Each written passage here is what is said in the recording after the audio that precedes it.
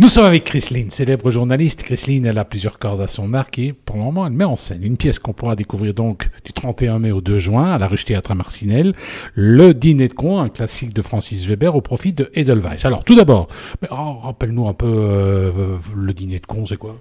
Bon, le dîner de cons, c'est juste un dîner où on invite quelqu'un qui est évidemment hyper con, qui est invité avec d'autres personnes qui, elles, ne le sont pas du tout, et on se moque du con toute la soirée. Oui, mais il est peut-être pas si con que ça, le con. Hein. Pas du tout. Donc, il va donner une leçon, justement, à Pierre Brochand, qui, au départ, l'invite, mais c'est Pignon qui va sortir Pierre Brochand une épingle... il va le remettre à sa place, quoi. Oui, qui va lui donner une leçon, comme tu dis, pour dire les cons sont pas si cons que ça. On a toujours besoin d'un con chez soi. Exactement. Alors, c'est au profit d'Edelweiss. Ça, c'est peut-être le plus important. Edelweiss, c'est quoi?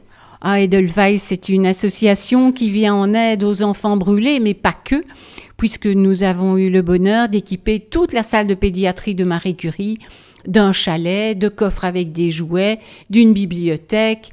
Et depuis près de 20 ans maintenant, nous allons régulièrement, j'ai le bonheur d'aller régulièrement à l'IMTR. Chaque fois qu'il y a des enfants brûlés, Pascal Gomez, la psychologue, me téléphone pour me donner l'âge et les goûts des enfants.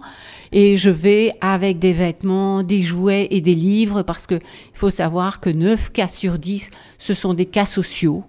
Et donc, ils ont besoin d'aide. Alors, cela dit, une initiative comme celle-ci, ça permet de gagner un petit peu de sous, finalement. Oui, bien sûr. Et ça nous permet aussi de...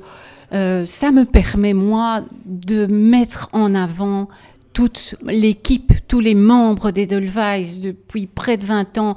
Parce que tout le plaisir, entre guillemets, c'est moi qui l'ai. C'est moi qui ai le plaisir... de voir la joie des enfants dans les yeux. Eux, ils n'ont que les photos que je prends occasionnellement, parce que souvent, ils sont aux soins intensifs, donc ils n'ont pas de retour. Et leur bonheur, c'est de jouer une pièce de théâtre. Ah, petite question, ça fait 20 ans que cette association existe. Est-ce qu'il y a des jeunes qui ont été aidés à l'époque qui éventuellement reprennent contact avec toi? J'ai, moi, gardé des contacts, notamment avec une petite Flora, avec une petite Émilie, parce qu'évidemment, quand je vais plusieurs fois à l'hôpital, parce que les enfants restent parfois des mois hospitalisés, mais forcément, il y a des liens qui se créent, et donc, la petite Flora, ça fait certainement une dizaine d'années, la petite Émilie, c'est plus encore. Et voilà, j'ai ce bonheur-là de garder des liens, oui. Alors, tu mets en scène une troupe amateur de chez amateur, des gens qui ont de la bonne volonté. Ah mon Dieu, amateur de chez amateur.